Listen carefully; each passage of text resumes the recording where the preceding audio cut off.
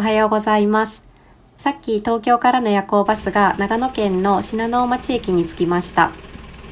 今日はこれから裏銀座バスに乗って登山口のある高瀬ダムに向かいます。七倉山荘の前でバスからタクシーに乗り換えます。一緒のバスに乗ってきた方たちとタクシー代を割り勘できます。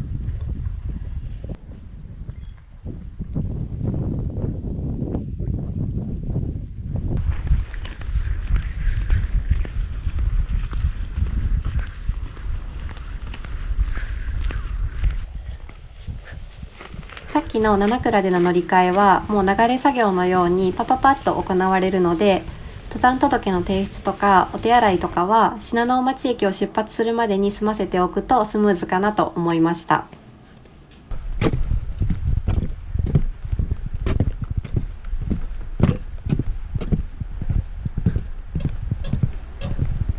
今回は4泊5日で裏銀座の一部と笠ヶ岳を歩きます。今日はこれから烏帽子小屋まで歩いて、大きなザックを小屋に置いたら烏帽子岳まで往復します。2日目は烏帽子小屋から野口五郎岳、水晶小屋、鷲羽岳を経由して三俣山荘で1泊お世話になります。3日目は三俣山荘から三俣蓮華岳、すごろく岳を経由してすごろく小屋に泊まります。4日目はすごろく小屋から笠ヶ岳まで歩いて笠ヶ岳山荘で1泊します。5日目の最終日は鏡平山荘経由で新穂高に下山します。裏銀座と呼ばれる本来のルートはすごろく小屋の後、西蒲尾根を通って槍ヶ岳に抜けるものなんですが、槍はこの前登ったので代わりに傘をくっつけることにしました。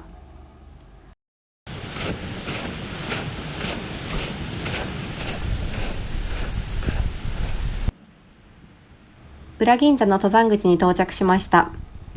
ここから烏帽子小屋を目指して歩きます。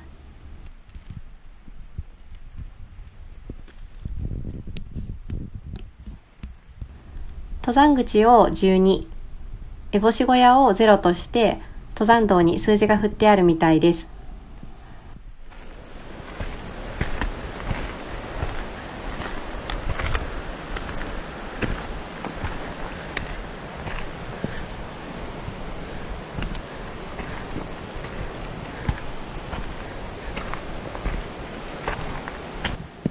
今私が登っているのはブナタテ尾根といって日本三大急登の一つです。登山口から山小屋までの高低差は1200メートルです。というわけで今日はひたすらに登る日です。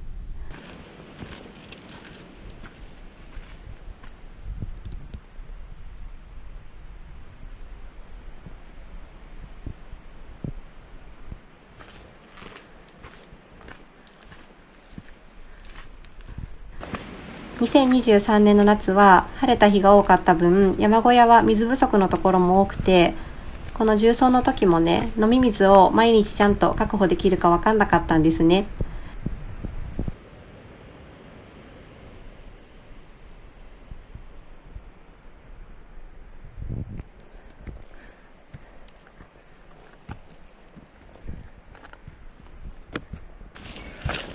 ペットボトルのお水が売り切れてる山小屋もあると事前に聞いていたので、今回私はお水4リットル背負ってます。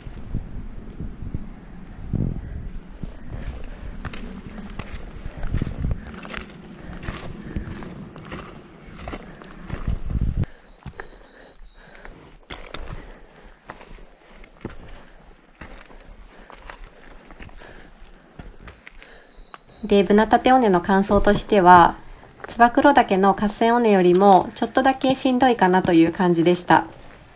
個人的には薬師沢小屋から雲の平までの登りの方がよっぽどきつかったです。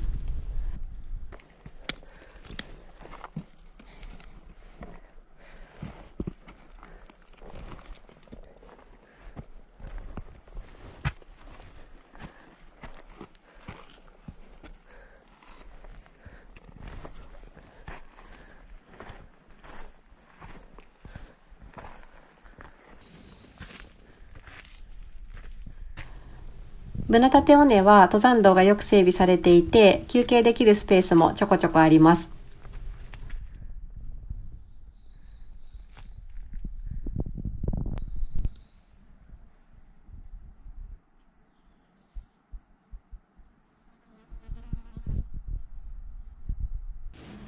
私は急登よりも何よりも景色がないことが辛いので、この時は稜線まだかなってずっと思ってました。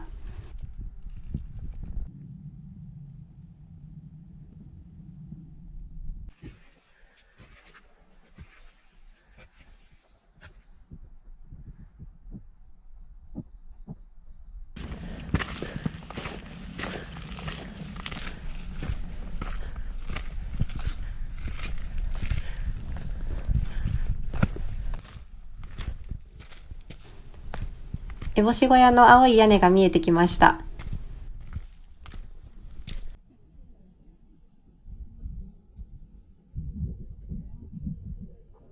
これからチェックインをしてガスらないうちに烏帽子岳に登りたいと思います。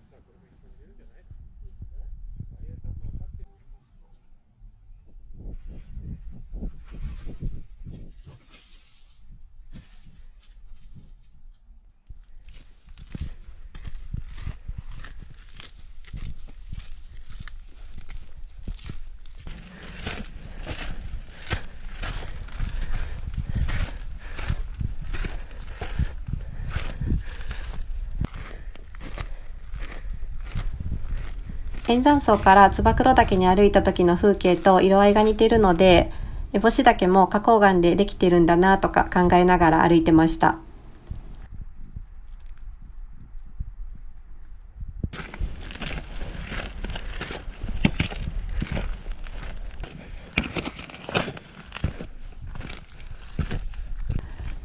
烏帽子岳の手前にある前烏帽子岳に着きました。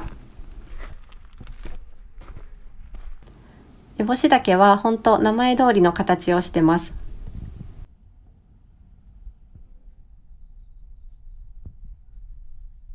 東の方からガスってきたので急ぎます。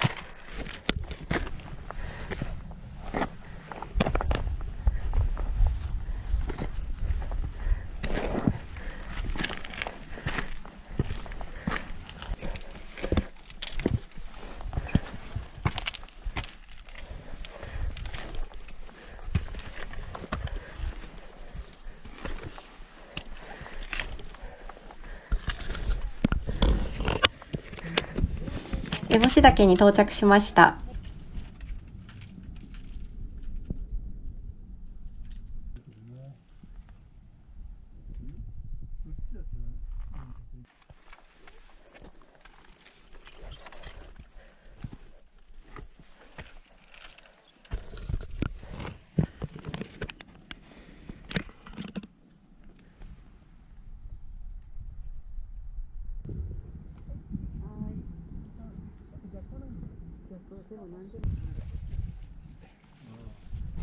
おやつ食べて1時間くらいのんびりしてたら、いよいよ大量のガスが上がってきたので小屋に帰ります。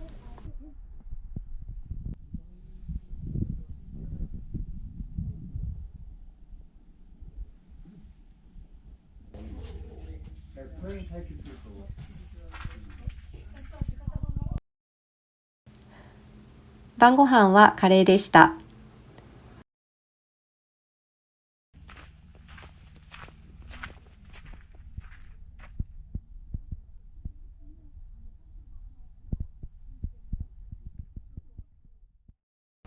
おはようございます。2日目の朝です。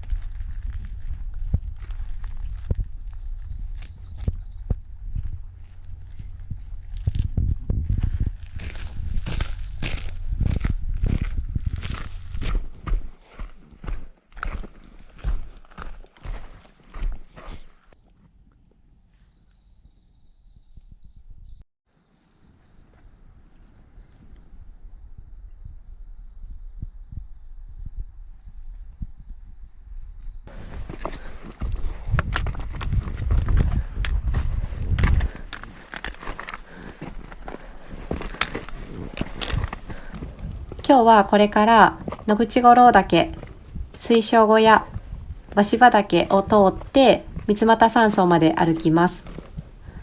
水晶岳は先月折り立てから縦走した時に登ったので、今回はカットします。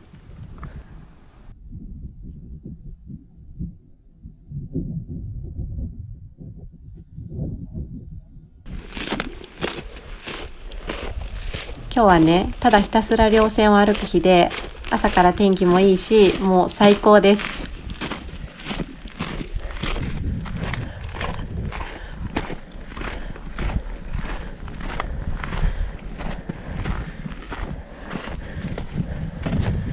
今日はコースタイムが8時間超えてくるので、あんまりのんびりしてちゃダメなんですが、もう何もかも絶景すぎて、ちょっと歩いては立ち止まり、ちょっと歩いてはくるくるして、もう全然進みません。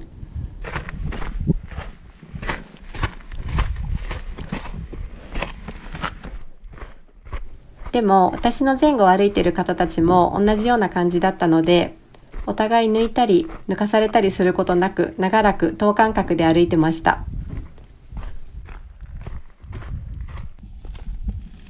稜線コースとお花畑コースは稜線コースを選びました。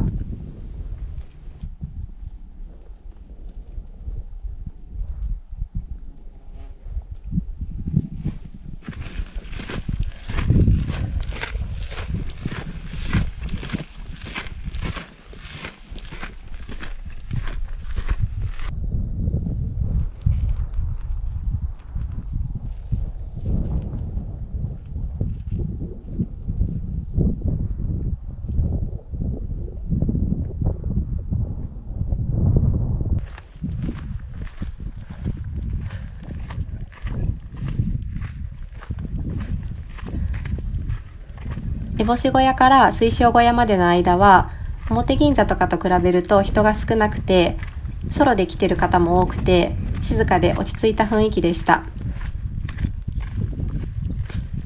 でも目に映る景色は360度ダイナミックで、なんかこの幸せすぎる時間を静かに噛み締めながら歩く感じがすごく良かったです。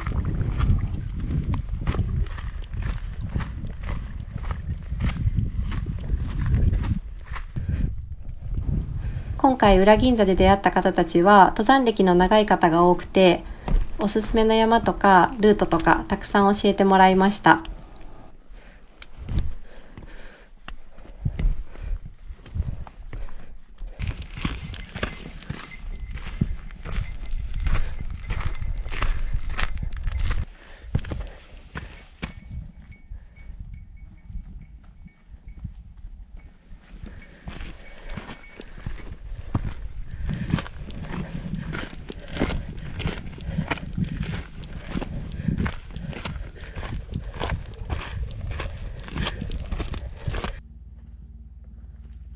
烏帽子小屋を出発してから3時間弱、野口五郎小屋に到着しました。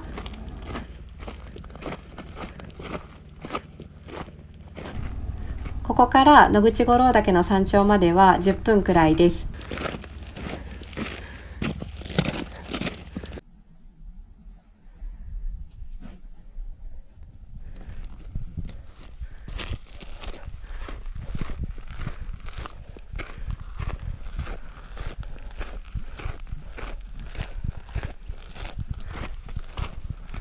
私、野口五郎も黒部五郎も人の名前だと思ってて、野口さん家の五男坊と黒部さん家の五男坊だと思ってたんですけど、実は全然違って、大きな石がゴロゴロしてる場所のことを登山用語でゴーロって言うらしくて、それが山の名前の由来だそうです。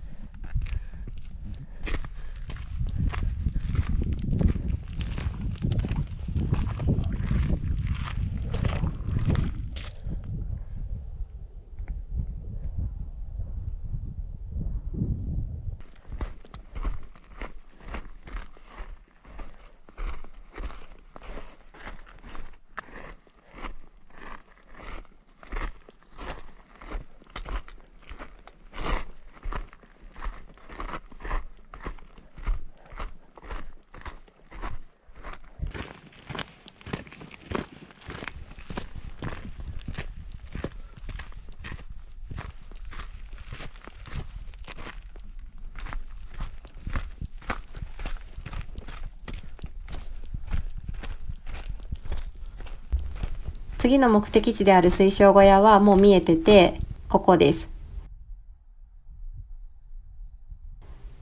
その後、鷲羽の方に歩きます。水晶岳の山頂はポコポコってなってるこれです。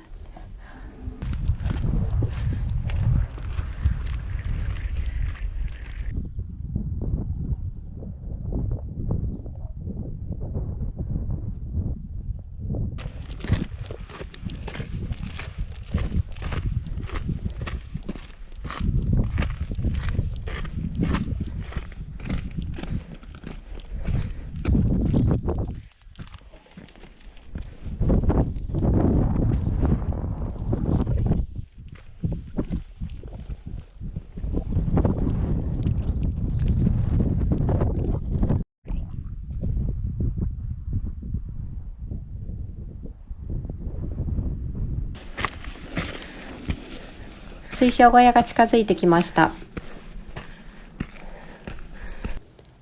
烏帽子小屋から水晶小屋までのルートはもう絶景しかなくて、槍ヶ岳もいろいろ角度を変えながら終始かっこよく見えるので、北アルプス好きとしてはもう至高の時間でした。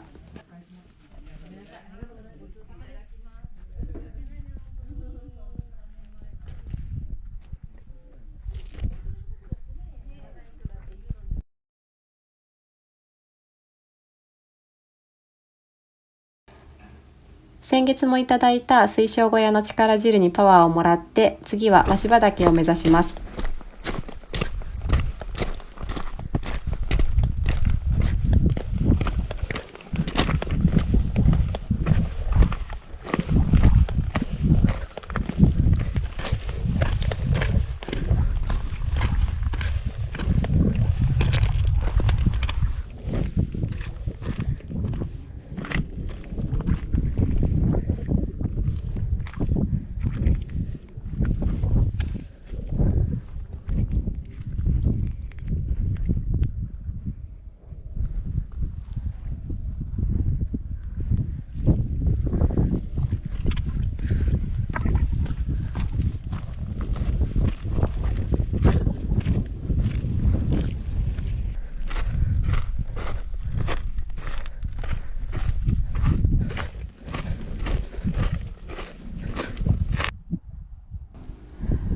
今お昼の12時くらいなんですけど、だいぶガスガスしてきました。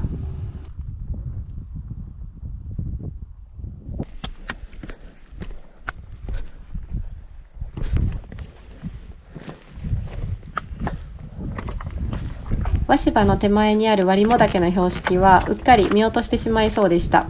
これか。なるほど。完全に上まではいけないみたいです。みたいですね。なるほど。で、あっちが和芝ですね。そこから和芝が経由して。はい。私、和芝のシルエットがめちゃくちゃ好きなんですけど、こっち側から見るのはこれが初めてです。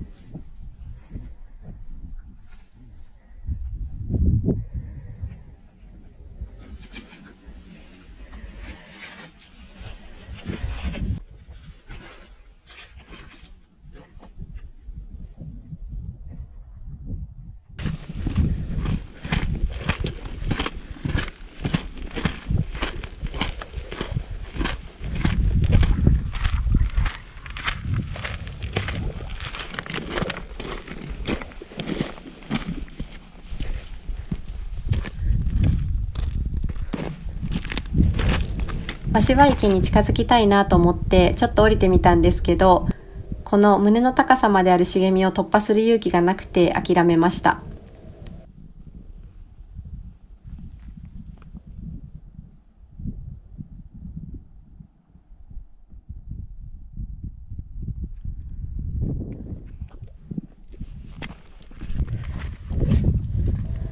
今夜お世話になる三俣山荘に向かいます。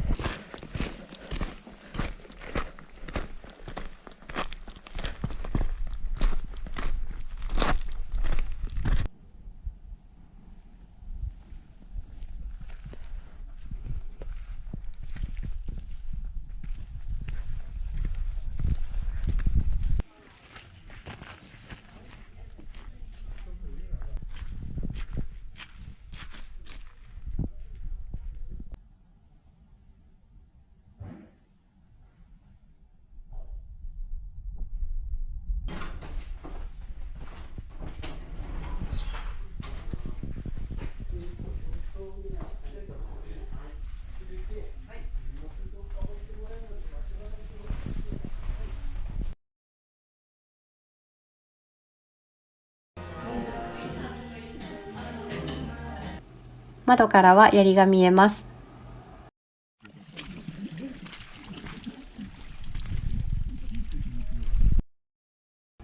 夕食はジビエのシチューです。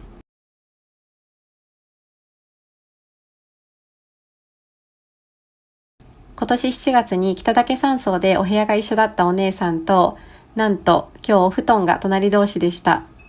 世の中こんなにたくさんの山があるのに、同じ日に同じ山を選んで、おまけに山小屋の布団がお隣とか、もうすごいご縁だなと思って嬉しかったです。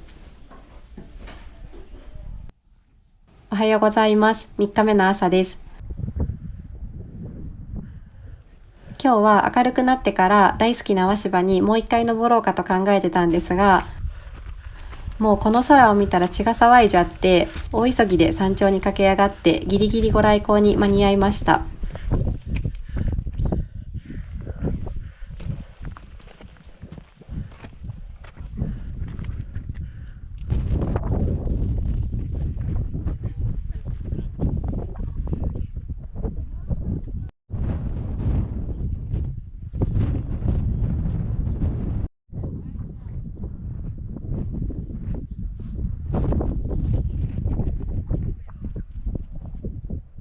今日は三俣山荘からコースタイムわずか3時間の場所にあるすごろく小屋に泊まるので、めちゃくちゃ時間に余裕があります。昨昨日行きかけた鷲羽池にやっぱり降りてみたいなと、勇気出して行ってみようかなと山頂で出会った方たちにお話ししてたら、なんと一緒に来てくれることになりました。いや、なかなかよ。なかなか、ちょっとなんか小枝とか折っちゃいそうな勢い。これいけますかね。結構厳しくないですこれ。松明なんか破れないこと。いや、同じことを思ってますね今。もう1枚しか持ってきてないから、これ破れたら、そっか。はい、ビリビリの足でいかなきゃ。指のタイツがまだある。それはさすがですね。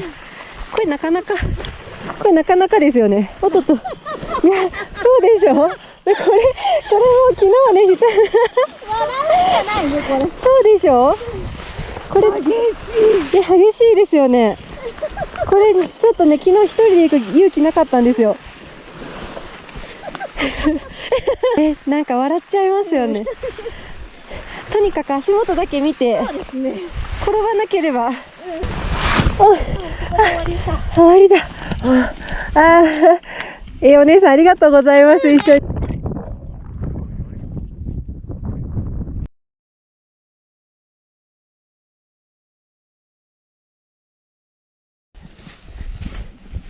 いい。すごい。映ってるかも。反対側にちょっと行ってみましょう。すごいな。めっちゃ綺麗。ね、素晴らしい。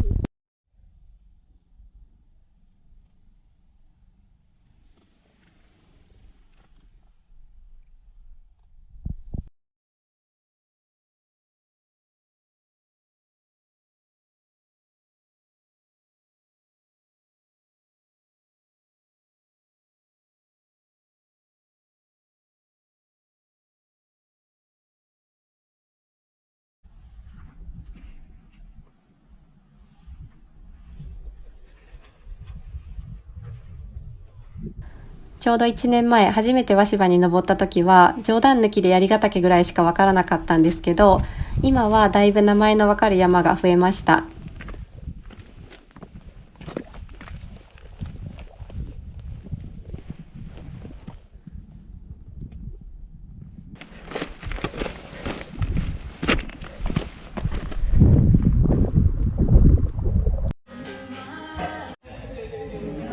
まだ朝ごはんを食べてないので、三俣山荘でオムライスをいただきます。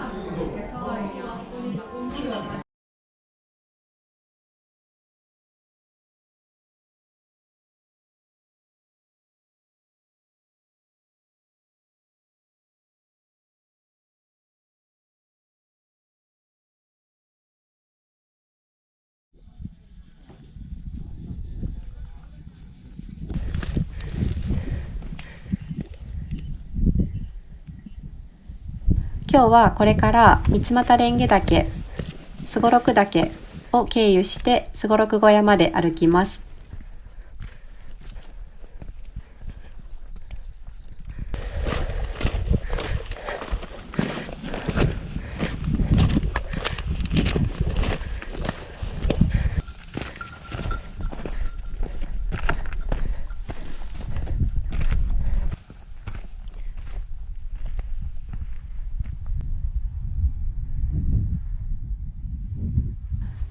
ちょっと雲が多いですが、稜線は綺麗に見えてます。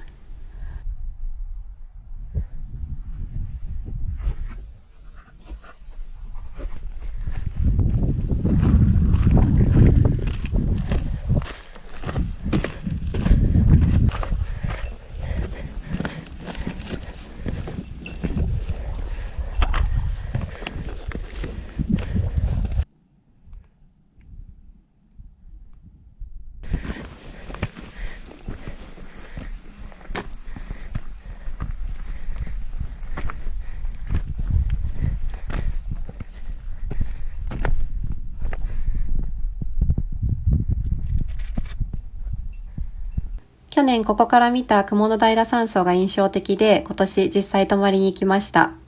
こっから見たら平らに見えるからさ、簡単に行けるかもとか思ってたら全然違いましたけど、いいとこでした。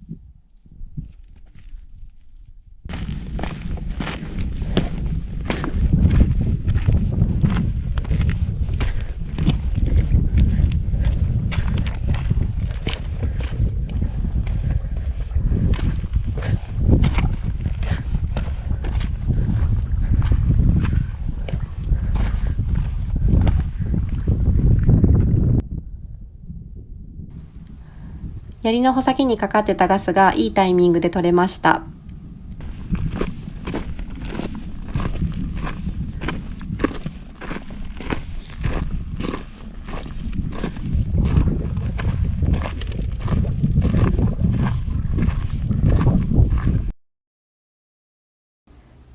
すごろく小屋が見えてきました。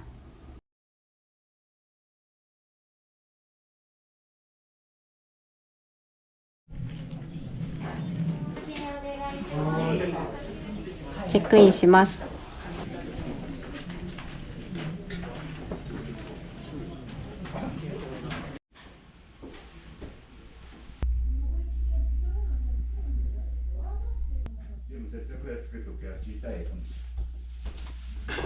夕食は天ぷらです。この天ぷらが食べたくて、今年もすごろく小屋に泊まりに来たと言っても過言ではありません。おはようございます。4日目の朝です。昨日出会ったお兄さんに、もみ沢岳から見る朝日が綺麗と教えてもらって、暗い中やってきました。もみ沢岳はすごろく小屋から槍ヶ岳方面に30分くらい歩いた場所にあります。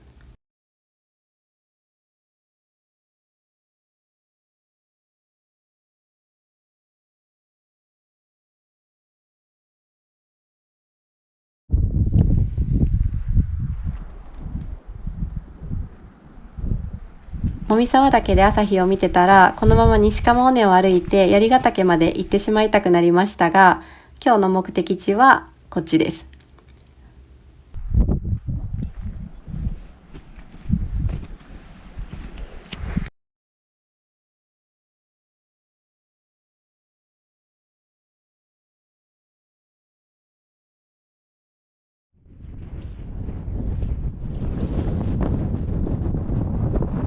小屋の前で朝ごはんにしようかなと思ったんですが、せっかくなので天空の滑走路まで登ることにします。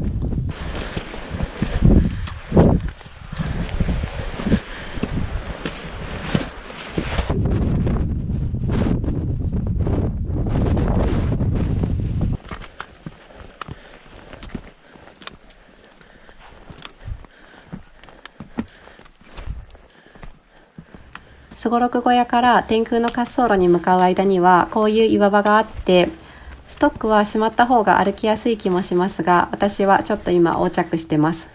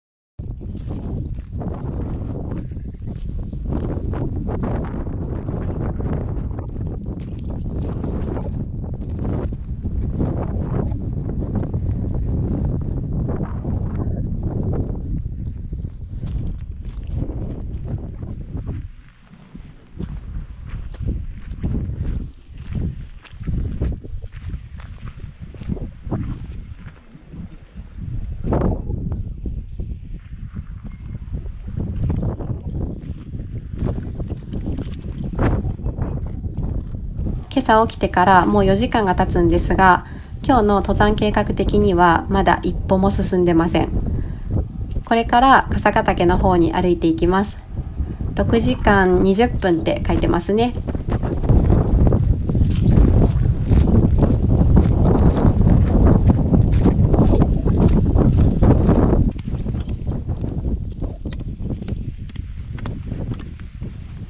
今日はこれから弓折の越を経由して笠ヶ岳山荘を目指します。笠ヶ岳山荘に荷物を置いたら笠ヶ岳まで往復します。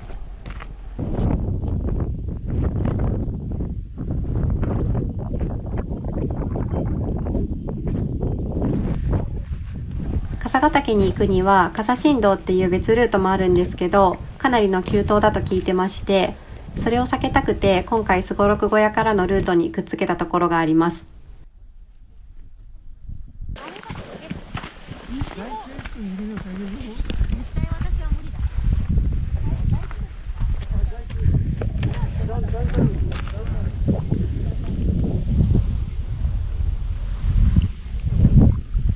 今日はこれから笠ヶ岳に到着するまでずっと左手側に槍穂が見えるらしくて、それなら6時間くらいの道のりも楽しく歩けるかなって思ってます。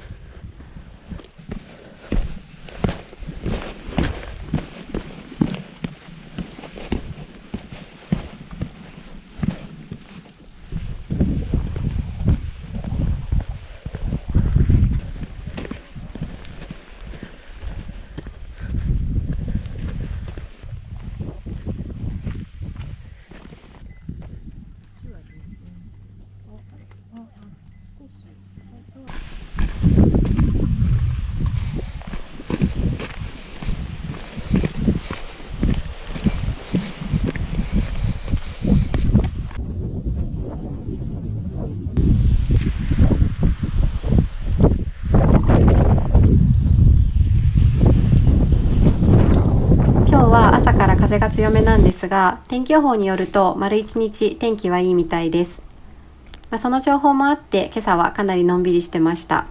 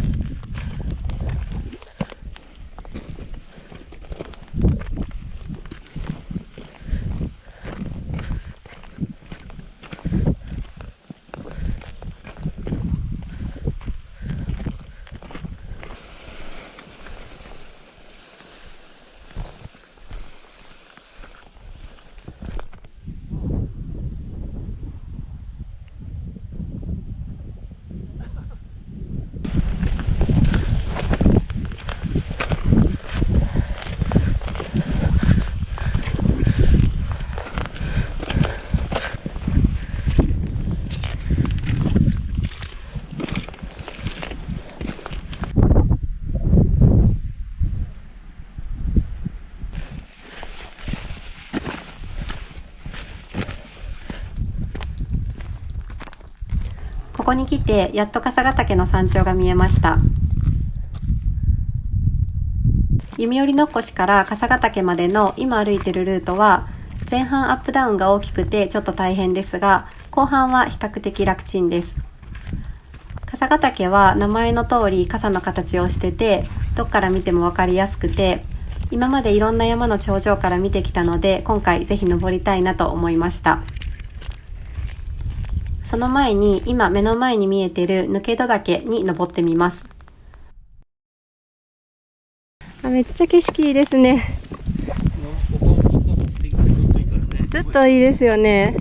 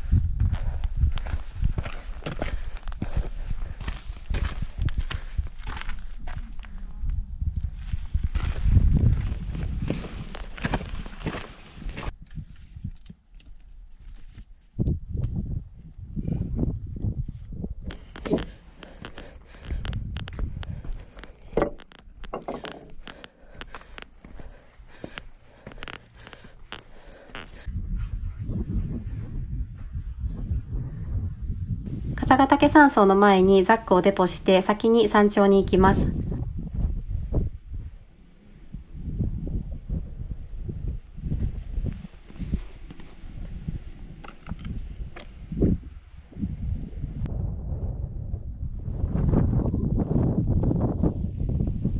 山荘から山頂までは10分15分くらいです。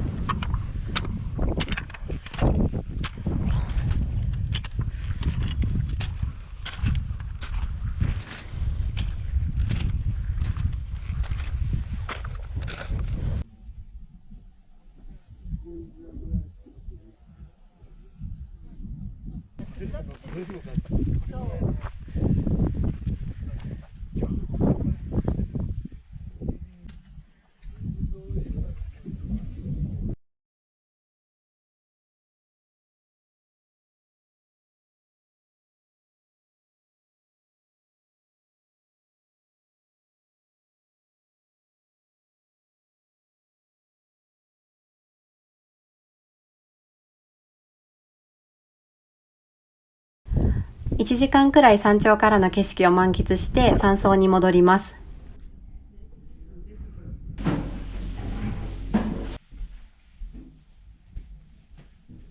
夕食はカレーでした。カレーおかわりできたので2皿分食べました。夕食の後は夕日を見に山頂に行きます。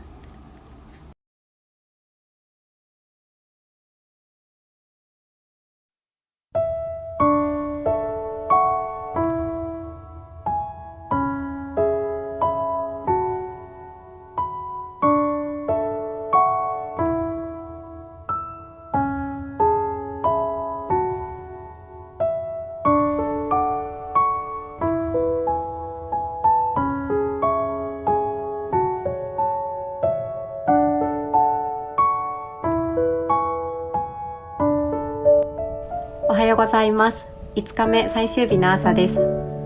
暗闇の中、ライトでお弁当をいただいて、またもや山頂に登って朝日を待ちます。めっちゃ綺麗やな。すごいな。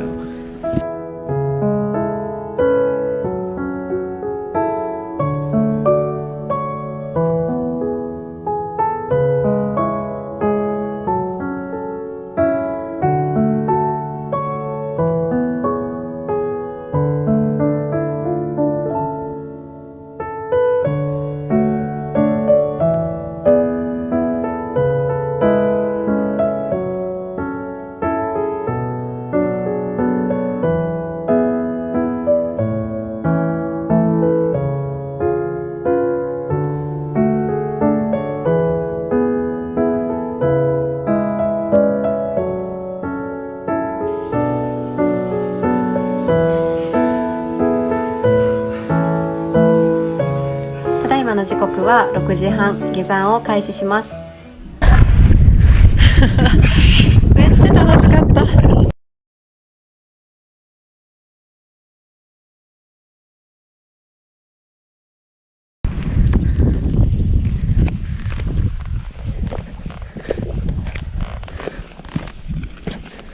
笠ヶ岳から新穂高に降りるルートは2つあるんですが、笠新道という急登にはビビり散らかしているので避けることにしまして、ちょっと遠回りになるんですが、昨日通った弓寄のっこしを経由して鏡平山荘を通って帰ります。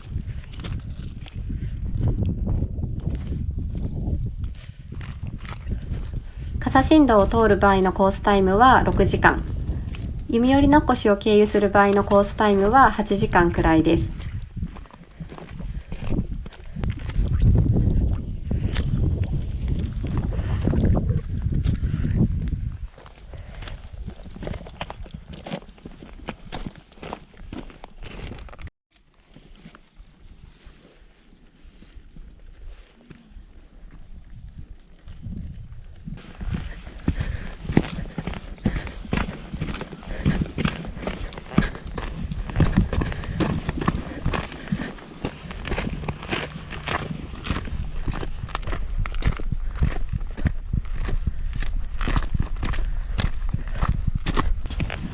鏡平山荘に到着しました。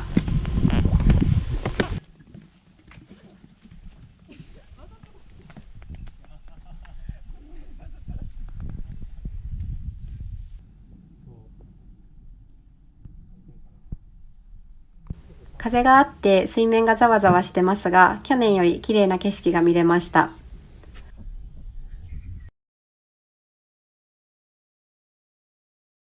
コーヒーフローとかかき氷を食べようと思ってたんですが、お腹が空きすぎてうどんにしました。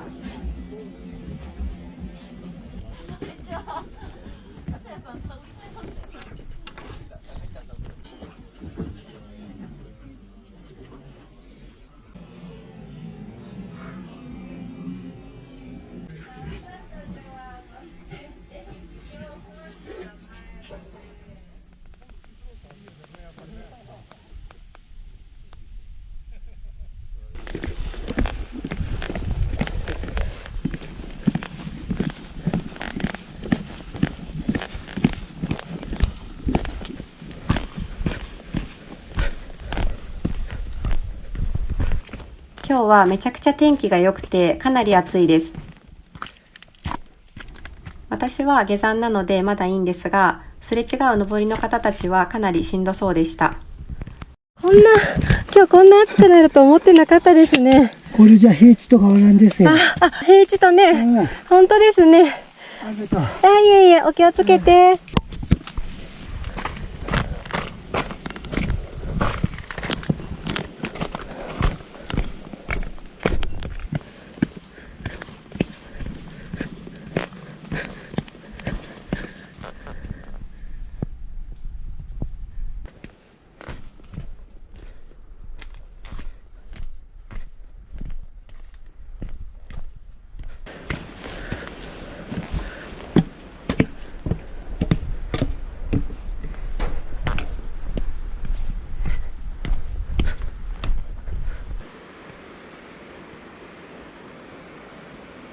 今私が歩いている小池新道はちょっと岩がゴロゴロしているとこもありますが、全体的にすごく歩きやすいです。看板もしっかりついているのでルートも分かりやすいと思います。この小池新道入り口という看板以降はもう登山道というより平地です。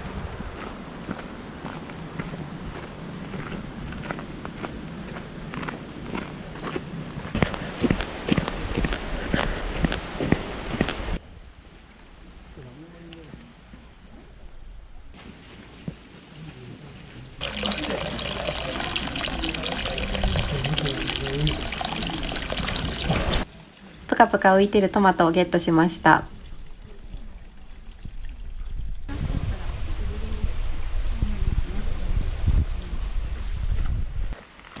今回七倉から新穂高まで結構ロングトレイルだったんですけど、最後まで元気に歩けてお天気にも恵まれて良き5日間でした。